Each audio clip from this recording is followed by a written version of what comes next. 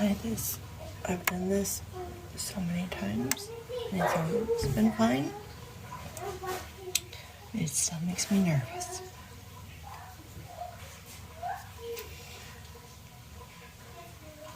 Ugh.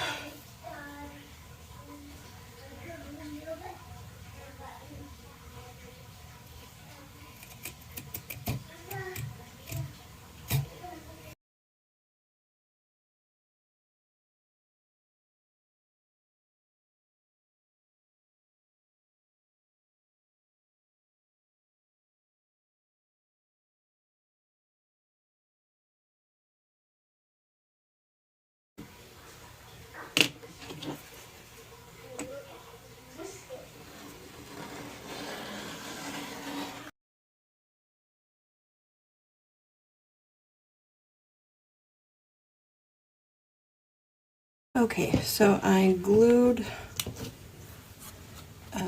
part of the leather onto the raccoon tail, but I am going to sew the edges together here, and then we can go on to the next step. Okay, excuse me if you hear people in the background. I have 4 kids.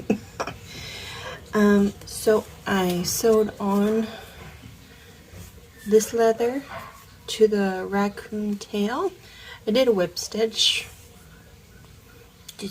Not a whip stitch, sorry, this is the blanket stitch. It's where the needle goes under. I'll show you guys how to do that in more detail on the next one. But yeah, so I did that, and now,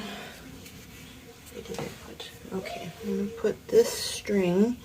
I had already pre-cut, there you go, you can see these 2 slits for the string to come out here. Okay.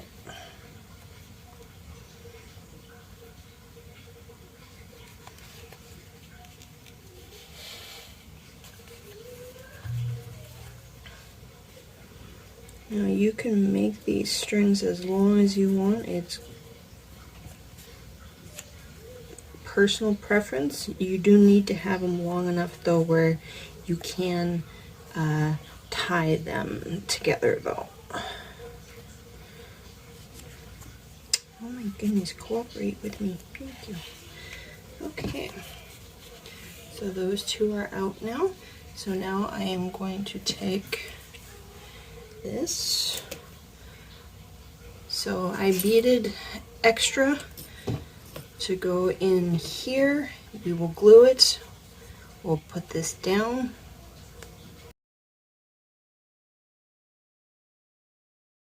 Here we go. Okay, so I have it glued both sides. It's clipped down. So once it's dry tomorrow, I will come back in and sew along the edges and along here and along here. So now I just got to do this side. Okay, so the blanket stitch is connecting each. So I've gone through, there's the first stitch, I'm going through again. You take your thread, sinew, whatever you're using, you go under your needle and you pull through, and that way it's hard to see on the camera, but now they're connected. So you have this point, and you have the thread going over top. That way there's less strain on each connection of thread. It's a lot stronger. It's really good for especially thin leathers or thin furs like rabbit, because that way it's putting less tension on one area and it helps carry the load more evenly. So threads under the needle and you pull through.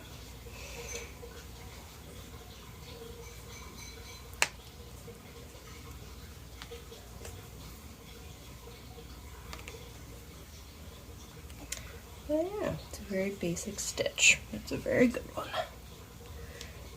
Okay. When you get going, you can actually set your thread up so that it'll already be underneath. There we go. So the thread's already underneath, and you can just pull. There we go. Now I gotta secure it down. So I go through the last spot a few times. So on this last one, don't pull it tight quite yet. You go 1, 2, 3, and then you pull, and you got a double knot there. It's nice and secure. And you cut it off. You can burn that down a bit because it's sinew. It melts together, so it won't come off as easily, at least.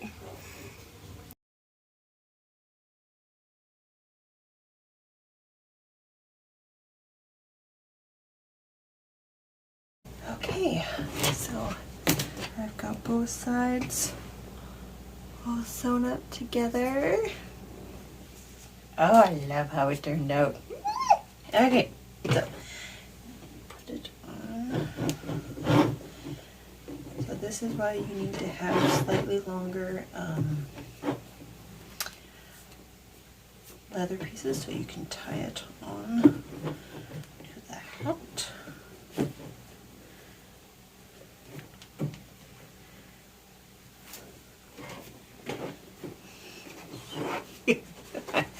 Okay.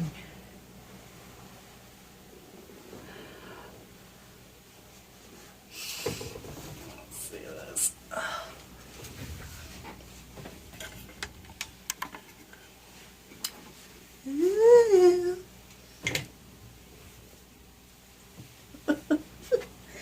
Okay, I understand that it's not going to be everybody's thing. Okay, let's do that.